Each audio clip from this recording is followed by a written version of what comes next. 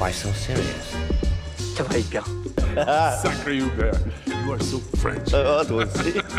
À quelle conviction faites-vous allusion, mademoiselle Tatou? Tout le monde peut cuisiner. Et juste là, un petit géranium. D'accord, faisons comme ça. Bonjour à tous et bienvenue dans un nouvel épisode du Top 100 de nos films préférés, toujours en compagnie de Maxime. Toujours là, Toujours grand sourire au début de Oui. mes vidéos. C'est un diesel, hein. Il se chauffe et puis à la fin il nous parle de ses comédies préférées et il nous met des Marvel entre des chefs-d'œuvre. Mais bon, exactement. on a les amis qu'on mérite. Plus sérieusement, on va revenir aujourd'hui sur les places entre 70 et 56. On continue notre marathon, notre tournage. Si vous êtes là, vous avez sûrement dû voir les 2 premiers épisodes. On a déjà vu 30 films chacun. Ça commence à faire beaucoup. On en est à 6 en commun. Maxime est encore dans le coup. Mais vu qu'on en a fait 6, il y en a eu 3 à chaque vidéo. Maxime est dans la sauce, donc non. Même les 10, à mon avis, ça va être dépassé. Oui, voilà, je fais le malin, mais normalement, selon les statistiques, on est à peu près à 3 pour l'instant par vidéo. On s'y tient, est-ce qu'on en aura 3 en commun? Nous, on avait misé dans la première émission qu'on en aurait 7 et 10 en commun. Je pense que ça va aller un peu plus loin parce que plus on va se rapprocher de notre top 100, plus on va avoir des films en commun. Ouais. On va pas perdre de temps, on va démarrer, on va continuer avec la place 70. Quel est ton film à cette place-là? Peut-être que tu l'as, Ok, on va voir. mais pas sûr. Full Metal Jacket de Kubrick. 8 Mile. Non, j'ai pas 8 Mile. Ok, dans tes films préférés. Je l'ai vu il y a trop longtemps, j'ai pas revu. Ouais. Du coup, c'est pas rentré, mais après, je reconnais le côté culte. Vas-y. Full Metal Jacket de Kubrick, bon, ça a été beaucoup traité, on va dire. C'est surtout pour la première partie, Ouais. que je trouve dans le camp de militaires, que je trouve immense. Avec Vincent D'Onofrio, qui est un peu révélé dans ce rôle-là. Mhm. Et la façon qu'a Kubrick de traiter l'armée, et t'as l'impression presque d'être dans un film d'horreur ou un thriller psychologique au sein de l'armée qui est comme censé faire des choses positives. Je trouve ça assez brillant. Je suis un petit peu moins fan d'une deuxième partie quand ils sortent de ce camp-là, et que du coup, ça m'empêche de le mettre beaucoup plus haut. Mais je me suis repris une énorme tarte sur la première partie de ce film-là, qui n'a pas de méga star en plus à son actif. C'était pas quand j'ai commencé à m'intéresser au cinéma, le Kubrick, Full Metal Jacket, tu vois cette affiche avec le casque, bon, c'est pas le truc qui me faisait le plus envie, je l'ai lancé un peu comme ça. Et au final, c'est un de mes Kubrick préférés, et je trouve le film, surtout sa première partie, énorme. 8 Mile est 70e de mon top 100 all-time parce que je pense que j'ai dû me mettre les 25 dernières minutes 150 fois. Je pense que je les connais même par cœur. Tous les passages musicaux sur Sweet Home Alabama qui reprennent dans la voiture avec son ami au début du film. Je connais vraiment le film quasiment par cœur, tant je l'ai vu adolescent. Je suis un grand fan de Eminem. Avant de voir le film, je le vois très tôt, hein, le film je le vois vraiment quand j'ai 14-15 ans et que j'écoute Eminem à fond. Et c'est un film que j'adore parce qu'il y a beaucoup de passages, c'est vraiment sur aussi la jeunesse d'Eminem, c'est vraiment son biopic. Et c'est génial, 8 Mile. Voilà. Oui, dans le kiff, je peux comprendre. Le côté battle à la fin où tu as 3 tours, tu as 3 battles. Le final est vraiment cultissime.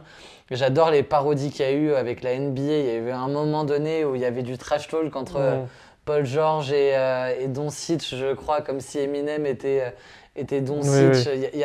Vraiment, c'est un film culte. Et moi, ça fait partie de mes films préférés, 8 Miles. Je l'ai vu que en VF. Ah ouais. Je l'ai saigné en VF à l'époque où je regardais des films en VF, je me faisais pas chier. Et du coup, je me suis attaché à la VF et c'est... Les sagas, il y en a que je connais que en VF, je les ai vus en VO ensuite, mais je préfère la VF parce que c'est la voix de mon enfance. 8 Miles, c'est un des rares films en live action non français où je suis vraiment attaché à la VF au point de ne pas me le remettre en VO. Ok. Voilà. Donc les battles sont pas en VF, ça va. Non, voilà, exactement. C'est pas j'ai de l'horreur. 69. Oui. Allez, on passe aussi un cap. Est-ce que tu l'as, celui-là? On en a déjà parlé ensemble dans certains podcasts. Je pense pas que tu l'as. Je pense que tu dois dire « Oh, celui-là, faut que je le revoie, peut-être. » De toute façon, il y a des films, on n'a pas parlé en intro, mais que j'ai vu vraiment il y a longtemps et que je ne serais Ouais. pas classé genre Les Parrains ou quoi. Non, je l'ai pas. Broken Flowers Broken Flowers. de Jim Jarmusch. Montre-leur à ceux qui nous Pardon, regardent. excusez-moi. Et j'ai La valse des Ouais, pantins super de Scorsese. Martin Scorsese, mon premier. Broken Flowers, c'est mon préféré de Jim Jarmusch que j'ai découvert il y a 3-4 ans maintenant, Ok. réalisateur, avec Bill Murray dans le premier rôle. C'est un de mes films préférés parce que son histoire est hyper atypique et touchante. En fait, on a Bill Murray qui reçoit un courrier d'une femme qui lui dit voilà, je te l'ai jamais dit, mais j'ai eu un enfant avec toi, aujourd'hui il a 18 ans, machin. Sauf qu'en fait, c'est pas signé et il sait pas qui est la femme qui lui a envoyé ce courrier.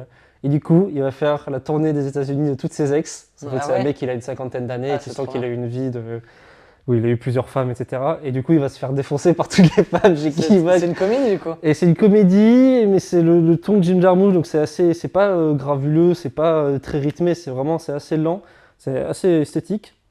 Et justement, en fait, à chaque fois, il ramène avec des fleurs, et les fleurs sont de plus en plus dégueulasses au fil de l'histoire. Donc Ok, c'est ça, le Broken ah c'est Flower. marrant. Et Tu le vends je sais qu'il y vachement a bien. Tilda Swinton dedans, dans une des ex notamment, Ouais.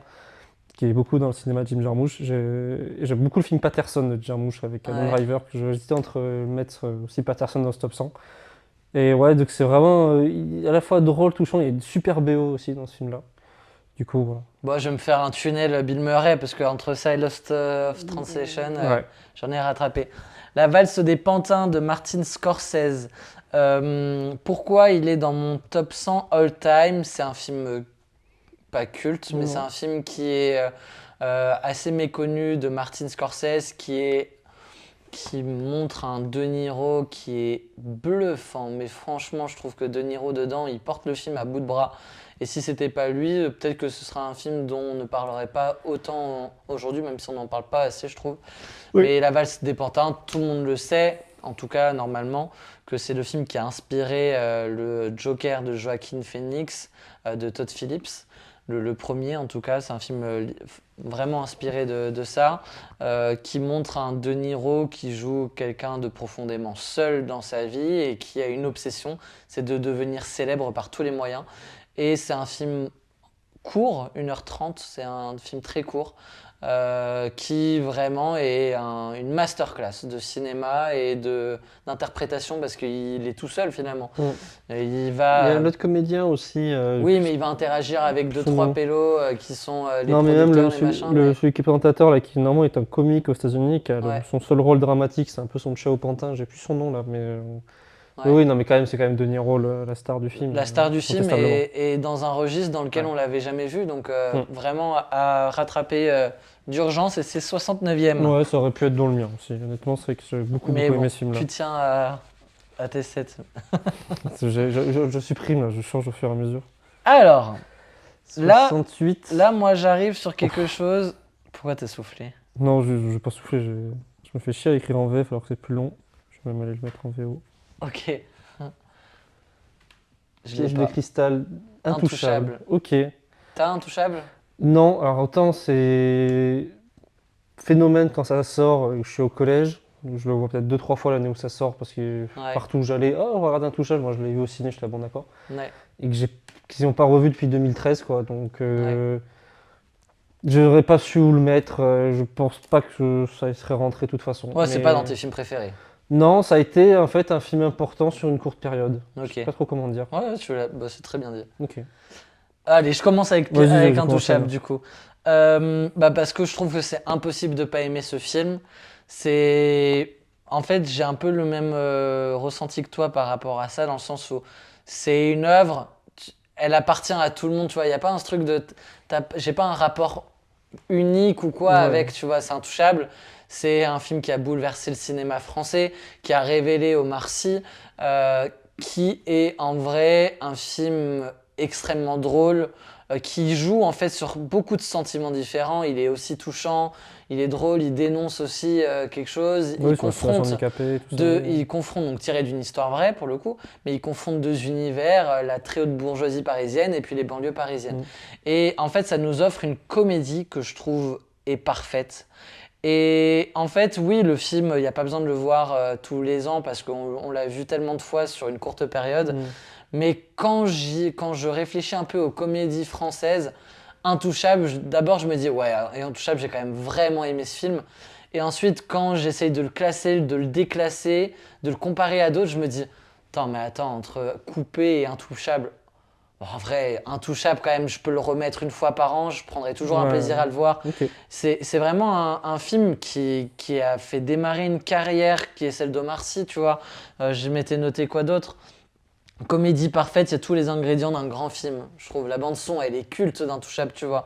Genre Intouchable, ça, même si c'est des musiques classiques qui sont bien connues avant Intouchable, il y a un peu ce truc, je crois. Je sais pas si c'est une bande originale maintenant que j'y pense. Il doit y avoir les deux, il doit y avoir une mix, une musique tout le monde originale, reconnaît- il y a Call of the Gang. Tu et fais, tout ça, ouais, quoi, ça oui, ça c'est sûr, mais quand t'entends les premières notes de la bande classique de Intouchable, dans les blind tests, tout le monde est capable de citer Intouchable en Ouais. une fraction de seconde, tu vois.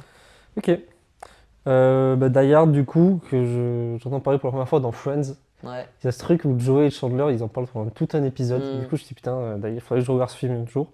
Alors, quand je le découvre à 13-14, c'est pas là où ça devient culte pour moi, mais c'est vrai que c'est avec le temps que j'adore regarder ce film. Je vais me le refaire là pour Noël, vu que Ok. c'est un film de Noël. C'est Ouais. le 24 décembre. C'est Bruce Willis que je trouve exceptionnel dans ce film-là, qui casse un peu les codes des films d'action de l'époque où il fallait être des gros bonhommes musclés, Schwarzy, Stallone et compagnie. Lui, il arrive, c'est un peu plus Monsieur Tout-le-Monde dans cette histoire-là. Il y a des punchlines de dingue, et c'est aussi cool en VF qu'en VO aussi. Tout à l'heure, tu parlais de VF. Et c'est un film que j'avais pas au début dans le top 100, et puis en fait, je me suis dit, mais en termes d'action, c'est un de tes préférés quand même. Ouais. Donc, il faut que je lui trouve une place, et toi, je l'ai mis quand même assez haut. C'est un film que je reverrai assez souvent. C'est mon préféré de loin de la saga. Ok. Pas mal qui aime bien le 3 aussi. Moi, j'aime un peu moins le 3 quand même. Ouais. Donc voilà, Piège de cristal. Nickel. À voir si ça n'a toujours pas été vu par les plus jeunes. Mais sinon, c'est quand même culte, je pense. Et je pense que tu l'as peut-être même beaucoup plus haut, toi. Ok, donc c'est maintenant Peut-être. C'est maintenant qu'on égale? Prisoners de Denis Villeneuve. Ah oui, je te confirme, j'ai plus. Ah putain, je suis content que tu l'aies. Parce que je l'ai pas, lui. Et je sais pas pourquoi en fait. Parce que vraiment, j'avais Parce que- adoré Parce que quand tu réfléchis entre Deadpool et ça, Dit comme ça. Dit comme ça.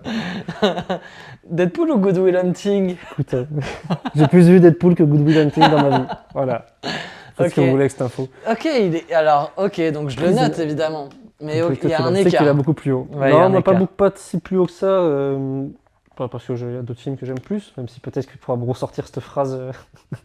Mais sur Prisoners, je l'ai vu tard, Prisoners. Je l'ai vu tard de Villeneuve. Je pense que c'est mon seul Villeneuve de ce classement. Je pense. Ok. Et non, j'ai pas d'une deux, je suis désolé. Oh bah. Et non, mais c'est le film, je viens de te dire, qui m'a fait réestimer Hugh Jackman. Ok. Parce que pour moi, Hugh Jackman, c'était le Wolverine, Logan parfaitement, mais dans tous ses autres rôles, je trouvais pas que c'était un grand acteur en fait. Et c'est pas quelqu'un qui je trouvais très vendeur. Je l'ai beaucoup plus aimé aussi par la suite dans The Son. C'est Ouais. dans The Son. Oui, c'est ça. The Son, il joue très bien aussi. Ouais. Mais tous ces autres films, période 2010, là d'action, je suis vraiment pas fan. Ouais. Quand j'ai vu ça, j'ai fait ouais, non, le mec, c'est quand même un très gros acteur C'est quand un il fait bête Hugh de Jackman. film, hein. Jack Gyllenhaal aussi, qui est énorme. Et, Paul Dano. Paul Dano, La Révélation, je crois, c'est un peu ce film-là. Même si peut-être que par rapport à Little Miss Sunshine. Ah non, c'est avant Little Miss Sunshine. Ouais, Ça, c'est Prisoner, c'est 2013, je crois. ouais, c'est ça. J'avais plus mis Little Miss Sunshine en date. Mais bon, voilà, c'est ultra cool, faut le voir si vous l'avez pas vu, évidemment. Ouais. Jusqu'à la dernière seconde, tu sais pas comment ça va se terminer cette histoire. Et puis ce côté, ça parle d'une enquête sur des enfants disparus. Et forcément, le sujet, si tu as un minimum de cœur, ça te touche, quoi. Imaginer un enfant disparu et trouver qui l'a fait, c'est quelque chose d'universel, donc ça marchera toujours sur tout le monde Prisoners. Et je pense que c'est un film qui vieillira très très bien. Oui. Mais Dans, déjà, dans 40 ans, les gens C'est iront sûr. dans Prisoners sans aucun problème. Good Will Hunting, Robin Williams qui donne la réplique et qui est le mentor d'un Matt Damon un peu fou, enfin pas fou dans le sens où il est réellement fou, mais plutôt un jeune garçon qui est un génie finalement, Oui. mais qui est dissipé, on va dire.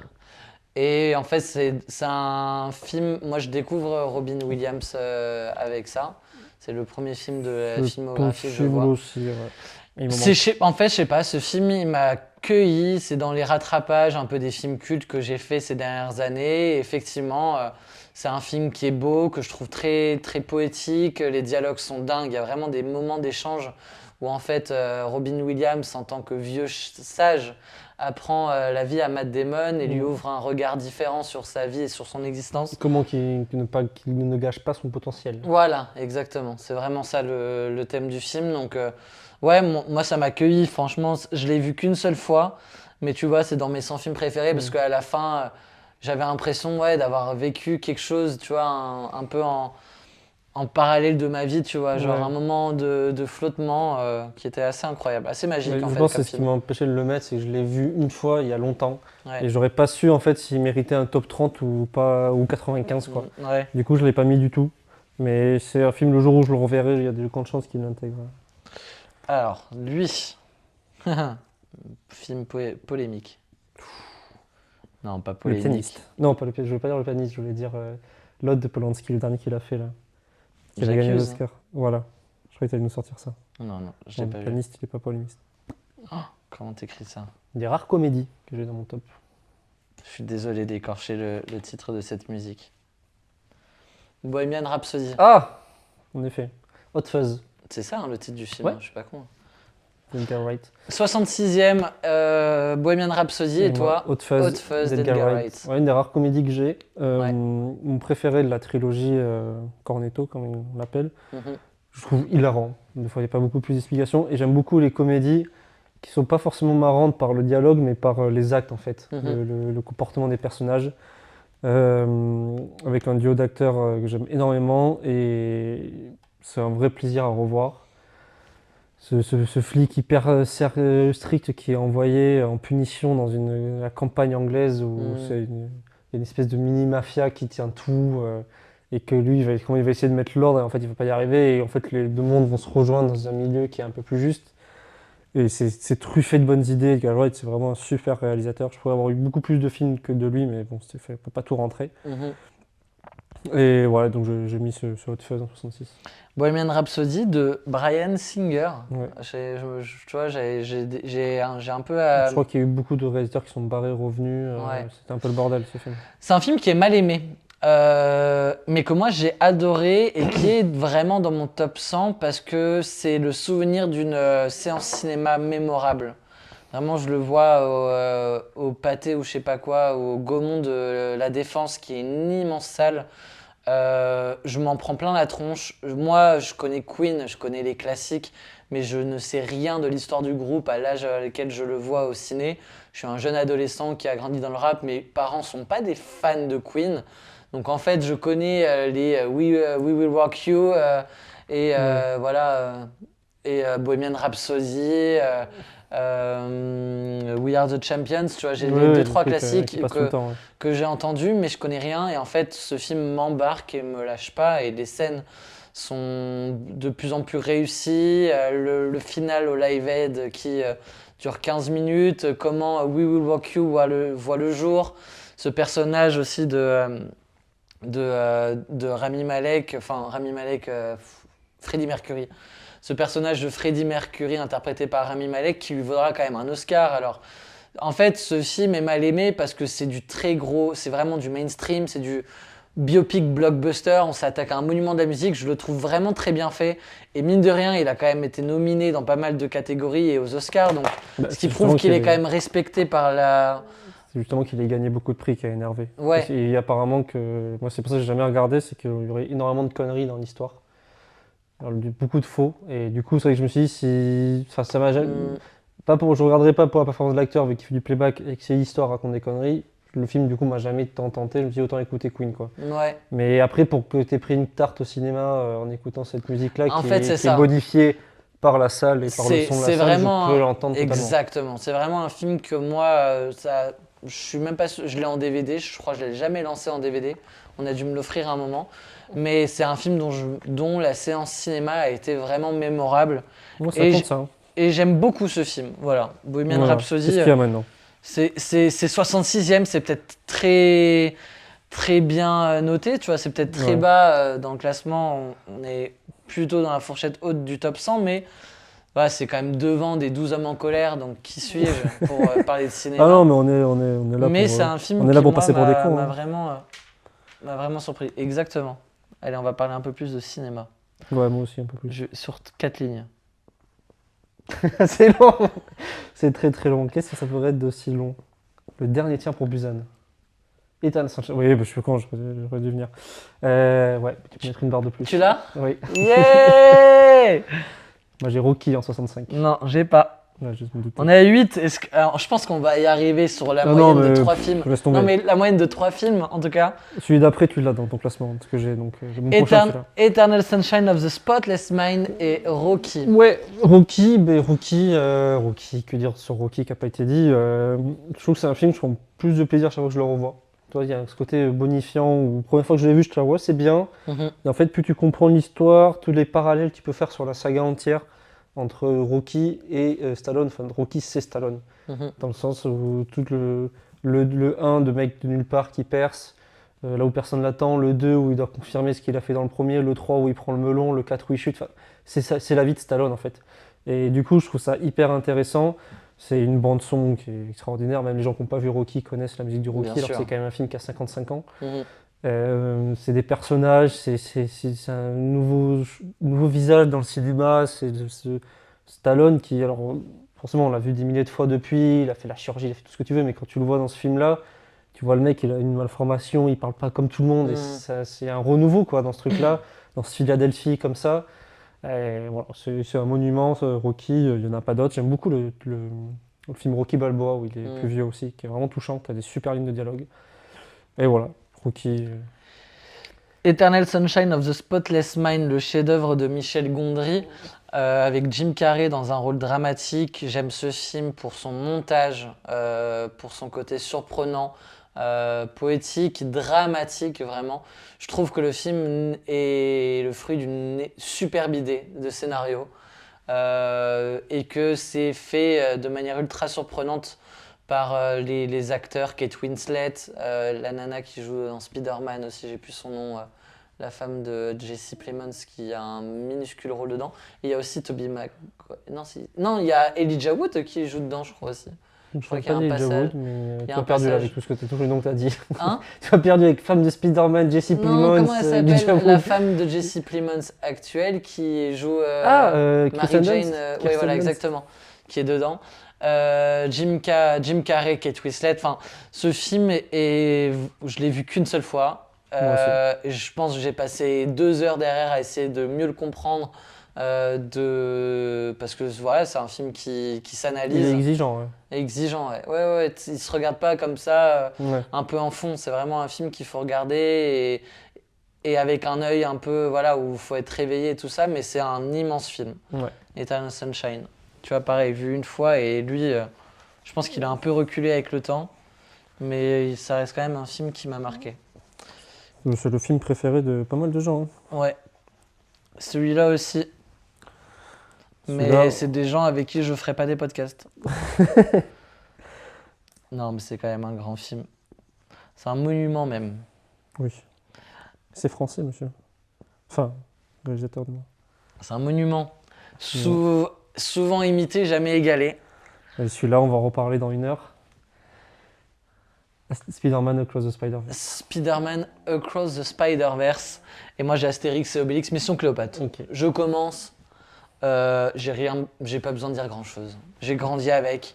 J'en ai enlevé pas mal des comédies cultes. J'ai enlevé Brise de Nice, j'ai enlevé Dickeneck. Au fur et à mesure, en fait, je me suis dit, il y a quand même ces Dickeneck, films-là. quand on s'est rencontrés, Dickeneck, c'était ta Bible. Hein. Oh ouais. Oui, Tu non l'avais mais. mis en cours et tout. Un prof n'était pas là une après-midi, tu nous avais mis Dickeneck dans la salle entre midi et 2. Voilà. C'était ta Bible. Hein, Non, Dickeneck, j'adore. Brise de Nice, j'adore. Mais en fait, tu vois, il y en avait trop des comédies cultes. Et des fois, il y a des films juste, bah voilà, quand. Typiquement, Rush ou Dickeneck.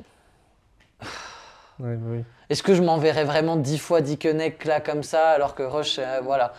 Astérix et Obélix est intouchable dans mon top 100. Il n'est pas 30e, il n'est pas 100e, il est à 64e.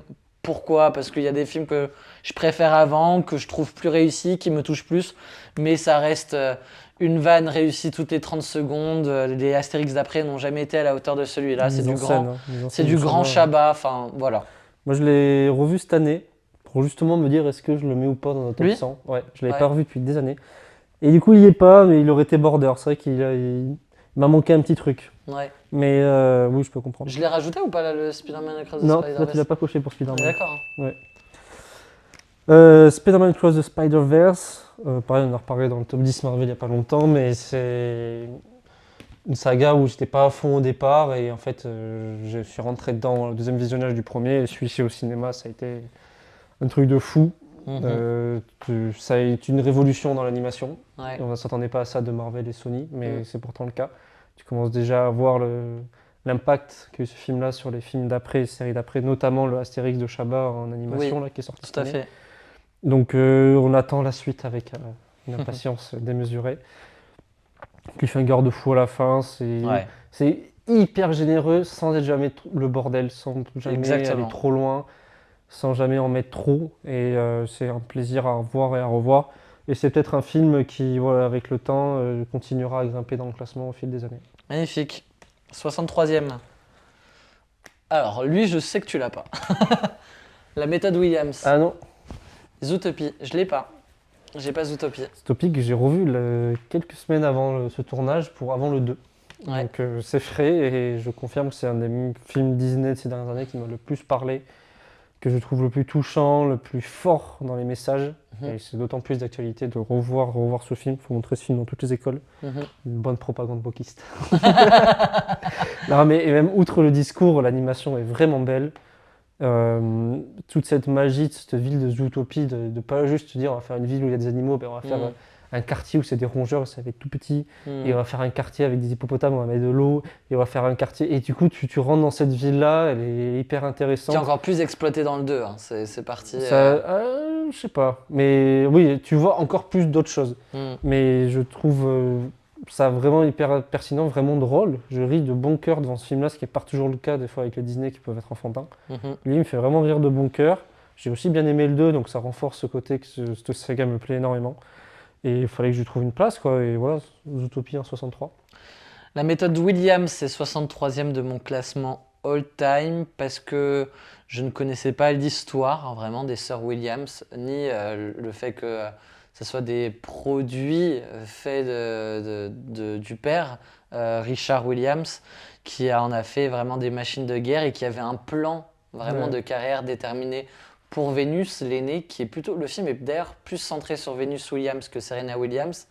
Et c'est ça qui est fou d'ailleurs, c'est que ça faisait partie du plan où en fait on voit un peu l'évolution de Venus Williams avec toujours Serena un peu derrière dans l'ombre de sa sœur et derrière à la toute fin son père regarde le premier tournoi de Vénus avec Serena à côté limite en train de lui tenir la main et qui est frustrée aussi de ne pas avoir son moment et lui dit elle ce sera la meilleure joueuse, enfin t'inquiète, ça fait partie du plan. Vénus sera la meilleure joueuse de son époque, mais toi seras la meilleure joueuse de ce sport. Tu vois, il y a quelque chose un peu comme ça. Il y a une phrase un peu comme ça qui te fout des frissons. Will Smith a gâché sa performance en giflant Chris Rock lors des Oscars, mais il a quand même gagné l'Oscar du meilleur acteur là-dessus. C'est vrai qu'on oublie, j'oublie que c'est lui qui a eu l'Oscar cette année. Et il gagne l'Oscar du meilleur acteur pour Et il cette en aura plus, performance-là, hein. spoiler, c'est fini. Spoiler, il en aura plus. Spoiler, il le mérite aussi cet Oscar. Il est énorme, Will Smith dedans. C'est typiquement le genre de biopic. Moi, je suis vraiment un amateur de biopic. J'aime beaucoup apprendre des nouvelles histoires à travers le cinéma. J'adore qu'on me les raconte. Et la méthode Williams, c'est vraiment surprenant. Pas un film dont j'attendais grand-chose quand ça sort. Oui, ok, biopic de tennis sur le père de Serena et Vénus. Mais alors, c'est vraiment trop bien fait. Il fait 2h20, ça passe à une vitesse. J'ai adoré ce film. Ok. 62. Oui. Je vais aller très vite sur ce film parce que j'ai pas beaucoup de souvenirs. Ah. Mais pourtant, il est imbougeable parce que j'ai un coup de cœur instantané. Dr. Sleep de Dr. Mike Flack. Strange, ok, Non, d'accord. Flip, Sleep. Non. Dr. Sleep et Good Morning England. Putain, j'ai pas vu Good Morning England, ça fait partie de ce que je dois voir, mais... Ok. La suite de Shining de Flanagan, dont j'ai déjà aussi parlé dans l'émission, on avait parlé de King. Mhm. J'adore ce film, c'est le pari fou de faire une suite à un film dont l'auteur de base déteste le film et de faire une suite qui est à la fois plaît à ceux qui aiment le film de base Shining et à la fois réconcilier l'univers de Stephen King. Ouais. Flanagan l'a fait, de toute façon Flanagan c'est un de mes auteurs, on va dire, préférés de ces 10 dernières années, notamment la vie de Chuck sortie cette année. Ouais. C'est pareil, tu parlais de rythme, c'est 2h30, ce qui passe à une vitesse folle. J'ai vu la version longue de 3 heures, je me suis dit mais je me suis trompé, j'ai mis la version de base, non, il dure vraiment 3 heures. C'est incroyable en termes de rythme. Evan McGregor qui est extraordinaire dans ce rôle-là, comme souvent d'homme alcoolique qui essaye de cacher ses démons et comment arriver à ressortir de ça pour aider une gamine qui est attaquée par un groupe on va dire de vampires, mais c'est pas des vampires qui mordent, qui boivent du sang, qui vont boire le Shining pour ceux qui ont vu le film. Qui arrive, c'est d'être très dur par moment, notamment une scène où on va torturer un gosse, hein, Jacob Tremblay, pour ne pas le nommer, qui est passé, et qui avait vraiment des idées de mise en scène, des idées de vision, plein de séquences qui sont vraiment hyper fortes. Le retour au l'Overlook Hotel de Shining, qui est vraiment une séquence vraiment, je trouve, hyper puissante. Et pour parler de films qu'on peut revoir, lui, je sais que c'est un film que je reverrai assez souvent, le duo, pour Halloween, me refaire Shining, Dr. Sleep, un Halloween sur 2, je pense que ça va y passer. Donc voilà, 62e, vive Flanagan. Good Morning England est 62e de mon classement all-time pour une bande-son qui m'a subjugué. Genre, je trouve la bande-son dingue sur du classique, pop, rock, anglais. Enfin, vraiment, c'est vraiment un film ultra cool à regarder. Moi, je connaissais l'affiche, genre je l'ai vu 1 milliard de fois dans les cinémas et tout. Coloré qui marche. Ouais, voilà, sur un pont d'un bateau. Enfin, vraiment, elle est marrante l'affiche et j'ai mis du temps avant de m'y mettre. Et finalement, je l'ai vue ici, dans un contexte canapé et tout. Et genre, je trouve ça génial. C'est vraiment l'histoire d'une bande de passionnés de musique qui font une radio pirate en plein milieu de l'Atlantique, je pense. Et qui, du coup, mettent de la musique qu'ils aiment et tout ça sur une radio comme ça. Et c'est vraiment un film qui est exceptionnel. Enfin, voilà. Comme j'ai dit, j'ai plus grand chose à dire parce que tout n'est pas très clair dans ma tête. Mais je me rappelle d'avoir adoré la bande-son pour me dire, mais ce film, je pourrais l'écouter, quoi. Et les personnages sont marrants, extravagants. Enfin, c'est drôle, quoi. C'est anglais, c'est de l'humour anglais. C'est punk, yeah. Ok. Ouais, 61e. Ça, c'est moins punk. Oui, moi aussi. Ah, quoique. On continue avec un 3e film de ce réal. Mais de qui je vais parler? Je sais pas. L'île aux chiens. Ah, Ready Player One de Spielberg. Ok. Si j'avais dû mettre en Wes Anderson, ça aurait été sûrement lui. C'est vrai? Ouais. Ok. J'aime vraiment beaucoup le chien, donc je suis content que tu l'aies mis aussi. Ready Player One de Spielberg, c'est un film pareil d'une générosité folle. Tu peux pas tout découvrir, tous les easter eggs qu'il y a dans ce visage. Mais j'ai envie de dire, même c'est pas le but du film. Enfin, pour moi, c'est pas le film, c'est pas de mettre pause, de compter les références et tout.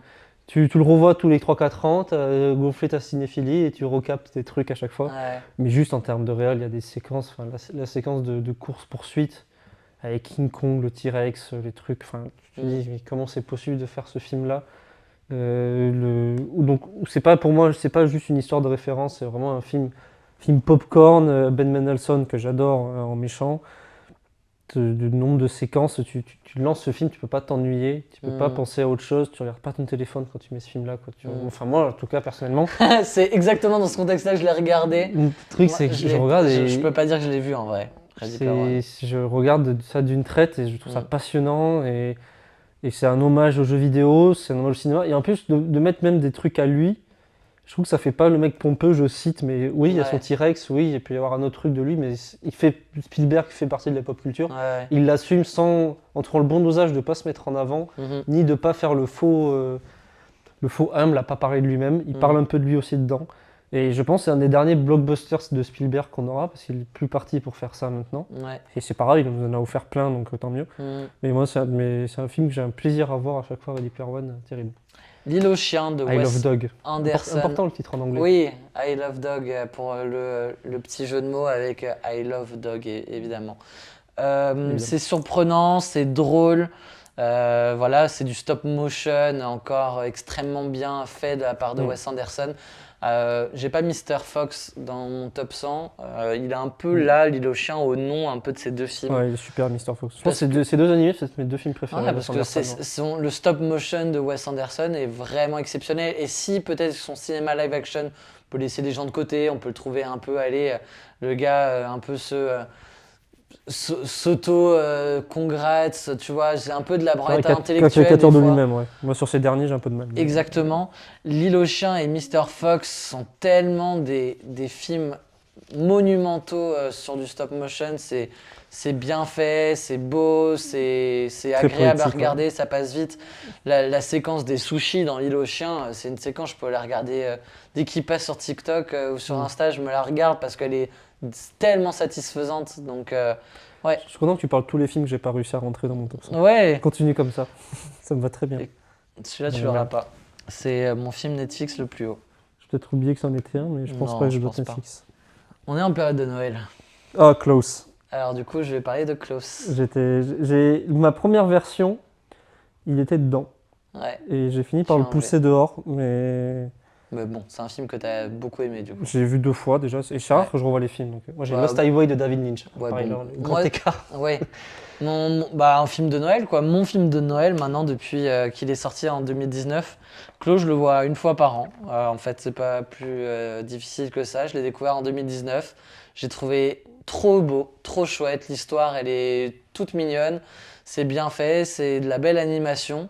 Et c'est original. J'aime bien un peu ce côté du bûcheron et qui est Père Noël et tout ça. Genre, ouais, c'est un beau film. C'est à voir à Noël. Ouais, ouais. Vraiment, il est 105e de mon classement. Vraiment. Voilà. C'est pour ça que tu continues à parler des films. Ah, c'est bien. Voilà. J'avais juste un peu moins aimé mon deuxième visionnage. Ouais, En fait, je l'ai vu Noël 2019 et j'ai dû le revoir Noël 2021 ou 2022. ouais. Et je l'avais un peu rebaissé à ce moment-là. Mhm. Mais non. Et puis il est marrant là, toute la première partie Ah ouais, où, ouais, vraiment. où les deux villages ennemis se foutent sur la gueule. C'est là, très drôle. Avec les enfants qui se sentent pas là, sur des Mm. trucs, Mm. c'est du grand n'importe quoi. T'as fini Vas-y. avec Ouais, Klaus, ouais, j'ai ouais. fini. Lost Highway de Lynch, c'est mon Lynch préféré, ce sera le seul. Lynch pour moi c'est soit il m'emporte et je trouve incroyable, soit je suis pas du tout dedans. C'est très particulier. Et lui c'est un de ces rares films qu'il a fait qui sont un peu planants, mais qui ont totalement marché sur moi. Mhm. J'arriverai même pas à te pitcher le synopsis, tellement ça part un peu dans tous les sens. Mais j'ai trouvé ça hypnotisant, magnifique. Bande son de dingue, réalisation de dingue. Mhm. J'ai plein de plans qui me viennent. Et là où Inland Empire, par exemple, m'a pas du tout plu, ou même Mulholland Drive, qui sont plus connus, j'ai pas réussi à rentrer totalement dedans. Lui ça a marché. Ouais, c'est vraiment à voir le Lost Highway. C'est peut-être pas la porte d'entrée de Lynch, pour ceux qui n'ont pas vu, mais c'est un film qu'il faut essayer d'avoir vu une fois dans sa vie. Ouais, je l'ai pas vu. Ouais, mais c'est vraiment à voir une fois dans sa vie. 59. Moi là, On va Max, jusqu'à où là? On va jusqu'à 56. Ok. moi là, j'ai un gap. Ah. C'est que j'ai vraiment. Là, ça rigole plus. En fait, il y a vraiment un truc de. Entre la 59e place et la première, il y a moins de marge. Allez, en dehors du top 10, mais entre la 11e et la 59, j'ai moins de marge que sur là où entre 60 et 100, c'est assez interchangeable. Ok.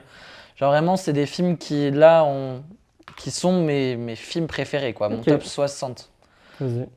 Je crois que c'est mon deuxième de la liste. Deuxième, Toledano Nakash, Le sens Ouais. de la fête. La haine. Ok. Je savais que tu aurais celui-là. Je l'ai sais pas, qu'il moi, y en la a haine. beaucoup. Et j'ai pas le sens de la fête. Vas-y. Oh bah c'est ce genre de film qui a 25 ans, ou peut-être plus, 30. Et tu le regardes, tu fais ouais, ben t'avais raison, et t'as toujours raison. Et que ce soit en fait formellement ou dans ce que ça raconte, le film est ultra d'actualité. Et moi je trouve ça énorme pour un film de vieillir comme ça. Ouais. C'est un tas de scènes ultra cultes, c'est à moi que tu parles, alors évidemment qui est pompé le You're Talking to Me Bah oui. de Niro, mais il s'est fait à la française et ce plan avec le miroir là où tout le monde a, dès que tu t'intéresses au cinéma, t'as une vidéo, tu tombes sur une vidéo de regarder sur ça parce que tu sais pas comment c'est possible d'avoir filmé ça. C'est à la fois donc formellement passionnant. Tous les films qui sont sortis ces dernières années, Les Misérables, Athéna, font ressortir ce film-là. Je serais étonné que t'aies pas cité Athéna d'ailleurs. Il va C'est pas, t'as arriver. dit meilleur, c'est un film Netflix. Il va arriver. Ça, Ouais, c'est c'est vrai, Netflix. j'ai Voilà. oublié. Ok. que C'était un film Netflix. Et voilà, bah, j'adore La haine. C'est pas un film qu'on va revoir tous les ans, pour le coup. Je vais pas raconter d'histoire, je pense même que je l'ai vu qu'une fois. Mais c'est un film culte et c'est pour moi un des meilleurs films français jamais réalisés. Ok. Vraiment. dans le sens où j'ai vu Oui, beaucoup non, de mais sens oui. de la nouvelle vague, j'ai pas tout vu, mais voilà. J'aime beaucoup Truffaut, des grands réalisateurs en France, mais je trouve que ce qu'a fait... eh ben j'ai un trou. Kassovitz. Kassovitz, merci. Kassovitz sur la haine est vraiment une dinguerie. Et les conneries qui sortent ces derniers temps ne doivent pas entacher le chef-d'œuvre qu'il a pondu. C'est un vieux réac maintenant. Et il est pas si vieux que ça. T'as vu les vidéos torse nu? Il avait fait des vidéos torse nu pour se battre avec le mec non, de j'ai ce pas film-là, un des acteurs. L'un des acteurs a mal parlé sur lui, il a fait une vidéo du torse nu, il a fait viens on se tape et tout. Waouh. Le sens de la fête est 59e de mon classement all-time parce que c'est un de mes films doudou C'est par vrai, excellence. Pareil, lui, je le vois un peu chaque année pour le coup. Je l'ai encore regardé il n'y a pas si longtemps que ça. C'est c'est un modèle de comédie avec un concept là aussi sur une journée, du début de la journée à la fin de la journée, sur la préparation d'un mariage. Le dernier grand film de Bakri. Paix à son âme. On a un Jean-Paul Rouve qui joue un photographe dépassé qui est hilarant. Gilles Lelouch est génial. Alban Ivanov est peut-être son rôle le plus drôle au cinéma parce qu'après il y a quand même beaucoup de navets, mais dans le sens de la fête, je le trouve génial. Je sais même pas si j'avais un film d'Alban Ivanov. C'est très cool. En vrai, il y a Benjamin Laverne aussi qui joue le connard de Marie qui va se marier. La bande son, comme à chaque fois avec Toledano et Nakache, est vraiment une grosse plus-value dans le film. Et voilà, c'est un film que j'adore. Le sens de la fête, faut le voir aussi dans sa vie. Vous passerez forcément un bon moment devant. Ok. Il est surprenant. La fin est surprenante. On pense pas que ça va aller sur un terrain aussi poétique. Et moi, je pense que ça va être le 10e film qu'on va avoir en commun. Eternal Sunshine of the Spotless Mind. Eternal Sunshine of J'ai eu la the flemme de le Spotless réécrire, Mind. pardonnez-moi. Whiplash. Whiplash, allez 10. Là, on est un peu dans le même range. Mais autant, ouais. Bon, t'as tout dit. C'est un film, moi, ce qui m'empêche de le mettre plus haut, c'est que je l'ai vu qu'une fois il y a longtemps et que je l'ai pas revu. Ouais. Mais contrairement à d'autres films où j'ai préféré pas le classer, je me suis dit, mais lui, il m'avait quand même marqué. Et j'ai quand même des plans en tête, alors que je l'ai vu il y a vraiment des années. Et je pense, en fait, le jour où je le reverrai, il pourra que grimper. Donc c'est pour ça que j'ai quand même voulu le maintenir dans ce top-là. Jim Carrey, t'en as pas parlé dans ta partie, mais Jim Carrey en version dramatique, je pense qu'il est encore plus fort qu'un acteur comique. Et dans ce film-là, il est exceptionnel. Donc voilà, il méritait d'être... J'ai pas mis le numéro, c'est 58. 58. Whiplash est 58e de mon top 100 all-time parce que c'est un immense film qui repose sur un duo d'acteurs. Enfin, franchement, ouais, c'est un film aussi, je pense, qui plaît à tout le monde avant que Damien Chazelle devienne un réalisateur qu'on aime ou qu'on n'aime pas. Whiplash est peut-être le film de sa filmographie qui a convaincu le plus de gens. Faut savoir à quel âge il le fait, hein, Whiplash. Hein. Il est jeune, hein. Je pense qu'il a 22 ans ou 23 ans. Premier film. Ses premiers films, c'est une dinguerie. Miles Taylor et J.K. Simmons jouent un duo incroyable. J.K. Simmons repartira avec l'Oscar du meilleur second rôle. Qu'il mérite amplement pour sa performance.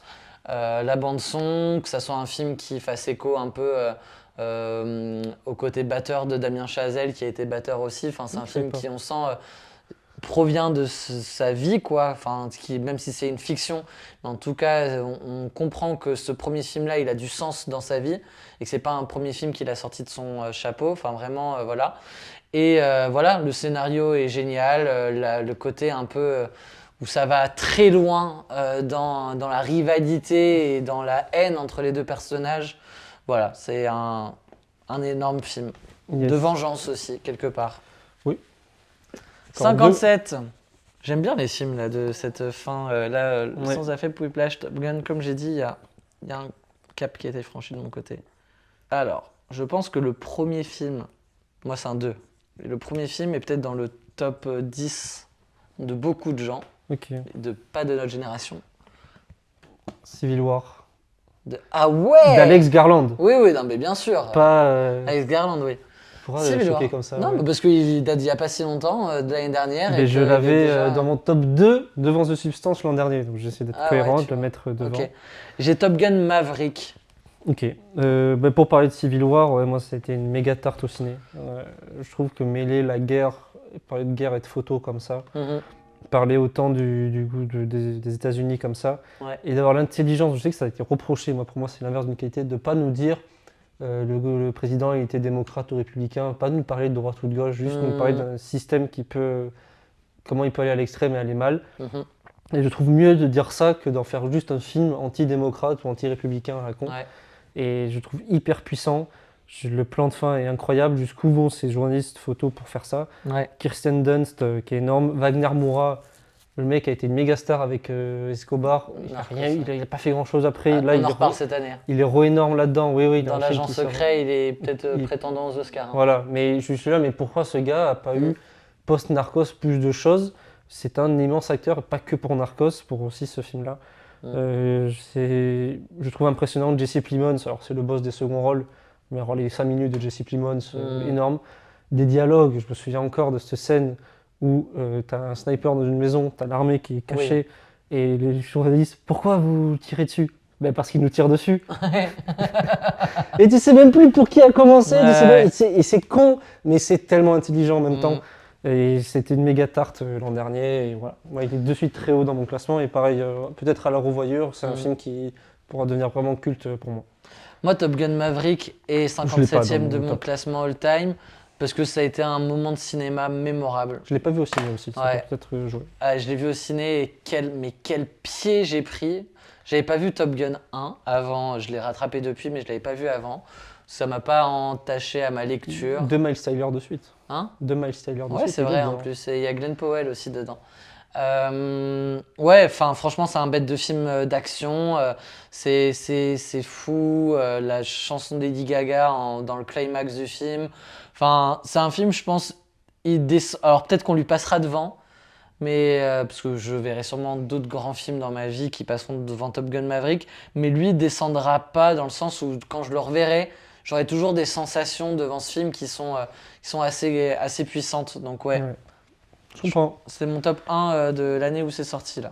Donc top 1 2022, c'était lui, Ok. à l'époque où j'ai sorti mon top 10. Ouais. Dernier Yes. de cet épisode, peut-être que tu l'as, Moi aussi, peut-être. mais je tu l'as pense. sûrement pas. Moi, je pense que je pensais que tu aurais pu l'avoir, mais j'aurais dit que tu l'aurais eu avant. Je pense pas que tu l'aies dans ton top 55 quand même. Je l'ai pas. Dernier train pour Busan. Tu ne tueras point. Non, et. En fait, je vais en parler 30 secondes et tu en parleras. Ah, vas-y. C'est très bizarre ce film, je l'ai vu qu'une fois. Quand je l'ai vu, je pense en fait la fin m'avait tellement émerveillé. J'étais là, mais c'est un 10 sur 10 ce film, c'est extraordinaire, Ouais. c'est un chef-d'œuvre, Mel Gibson, grand réal et tout, ce que tu veux. Et en fait, j'ai jamais revu, et au fil du temps, je me suis moi-même dit, sans l'avoir revu, ouais, t'as abusé. C'était pas si bien que ça. Je pensais. Et en fait, je l'ai jamais revu, donc ça se trouve, en le revoyant, il serait largement aussi haut. Ouais. Mais tu ne tueras point, vas-y, parle-en. Non, c'est vrai. C'était une claque à l'époque. Ouais, c'est une claque à l'époque. Pareil, je sais pas si. Je pense que je l'ai vu 2 fois, quand même, 2-3 fois. Peut-être je l'ai vu tout seul, je l'ai montré à quelqu'un, je l'ai remontré à quelqu'un d'autre, tu vois. Mais en fait, c'est typiquement le genre d'histoire vraie que j'ai envie de voir au cinéma. C'est qui mérite aussi d'avoir un film. C'est bien, enfin, j'aime bien parce que c'est un acteur qui a réalisé le film, c'est Mel Gibson. Très bon réal, Mel Gibson. Comment? Très bon réal. Moi, Ouais. j'ai pas Braveheart dans mon top parce que je l'ai vu il y a peut-être 12 ou 13 ans. Mais Braveheart, il faut que je le revoie et ça pourrait être un film de mon top 100, peut-être même top 50 facile, Braveheart. Et tu ne tueras point. Andrew Garfield est énorme dans le film. Il incarne parfaitement cet homme qui ne veut pas prendre les armes pendant la guerre. Militaire qui est contre les armes. Qui est contre les armes et qui ne veut pas les prendre et qui ne les prendra pas et qui décidera de soigner plutôt que de tuer. Et enfin, j'adore. Je trouve que c'est une histoire qui méritait un film et qui a eu le droit à un grand film. Donc voilà. Dernier train pour Busan, 60 ans de film de zombies qui tournent en rond, et puis les Coréens ils arrivent et te disent non mais en fait on va faire le meilleur et maintenant. Action de dingue, émotion de dingue, fin magnifique, de super acteurs. Je crois qu'il est dans Squid Game d'ailleurs, celui qui joue le rôle principal. Ok. Cette idée de train de zombies, enfin voilà, c'est génial et ça raconte quelque chose sur l'éducation, sur relation père-fille, sur l'armée, et j'aimerais vraiment le revoir prochainement. Je trouve qu'il n'est pas assez mis en avant sur des plateformes ou quoi, mais c'est un plaisir à voir et on avait tous les deux mis d'accord que c'était le meilleur film de zombies qu'on avait vu dans l'émission spéciale Halloween, donc fallait qu'il soit là. On finit là-dessus. Yes. Merci Maxime, merci à vous, merci à Trash Talk à qui on a emprunté le concept de l'émission, mais on les aime, on les suit dans chaque vidéo, on est en possession de tous leurs bouquins aussi avec Maxime. Donc Oui. voilà, c'est vraiment un clin d'œil plus que du gros copywriting. On avait envie de faire un top 100 cinéma. Le format trash talk des top 10, des top 100 marche tellement bien qu'on a décidé de faire pareil. Mais voilà, c'est un clin d'œil plus qu'autre chose. Merci de nous suivre. Merci aussi. S'il y en a qui font le top 100 en même temps et qui veulent s'essayer, dites-nous au fur et à mesure des Moi, j'aimerais épisodes. bien même, tu vois, qu'ils nous disent ouais, pourquoi t'as pas mis lui, on en discute Ouais. si on l'a pas vu, si en fait il était 120 Complètement. ou quoi. Commentez- J'aimerais bien interagir avec la commu sur ce top-là. Commentez, dites-nous vos tops, dites-nous si vous avez des questions par rapport à ça, on lira et on répondra à vos commentaires. Et puis on se retrouve très vite pour l'épisode suivant. Ciao! Ciao.